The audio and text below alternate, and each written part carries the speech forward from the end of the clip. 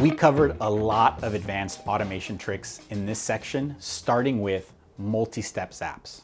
They allow you to add multiple actions to any automated workflow.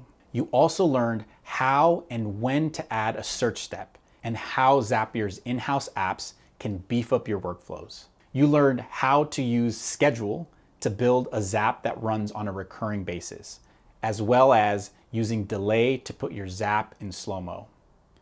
You also learned how to use Formatter to handle weird-looking data and how to set up your Zap to send text. Finally, you learned the difference between a filter and a path and when to use each one to build a smarter workflow.